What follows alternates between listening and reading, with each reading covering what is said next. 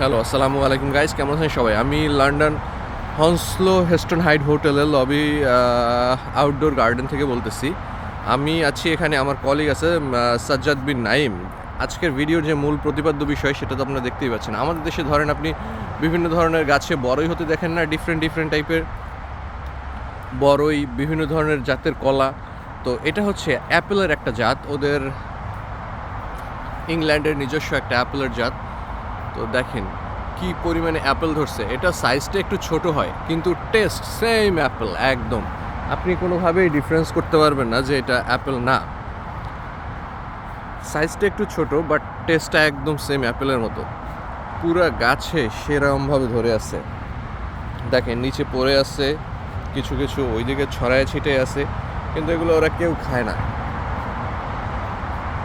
জিনিসটা অসম্ভব সুন্দর। এরকম যদি কিছু আমাদের দেশেও চাষ করার মতো ব্যবস্থা হইতো, গাছে রাস্তার পাশে যদি এরকম কিছু থাকতো, বা সরকারি উদ্যোগে বিভিন্ন ধরনের গাছ রোপণ করা হয় না, এরকম যদি গাছ রোপণ করা হইতো, বিষয়টা সেরাম হইতো।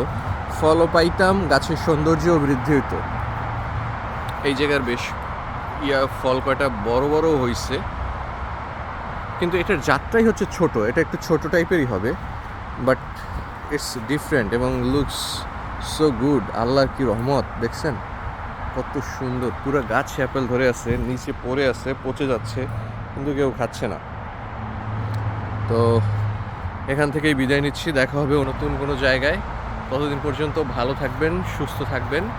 এটাই হচ্ছে পেছনে যেটা দেখতে পাচ্ছেন, এইটা হচ্ছে আমার হোটেল। আর এই হোটেলের পাশে এই সব গাছগুলোতে হচ্ছে অ্যাপেলের গাছ, অ্যাপেল হয়ে আছে। জিনিসটা অবশ্যই অবশ্যই সুন্দর। আর আমাদের আসলে সরকারি উদ্যোগে এরকম কিছু কিছু প্রজেক্ট হাতে নেওয়া উচিত, যেগুলোর মাধ্যমে অ্যাকচুয়ালি আমরা উপকৃত হব, লাভবান হব। তারপরে সৌন্দর্য বাড়বে, যার পাশাপাশি হচ্ছে দেখা যাচ্ছে ফলের চাহিদাও মিটবে।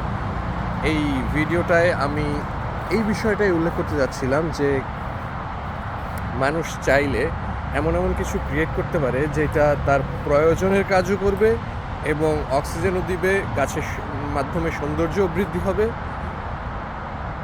তো থ্যাংক ইউ সবাইকে, ভালো থাকবেন। এখান থেকে বিদায় নিচ্ছি, আল্লাহ হাফেজ।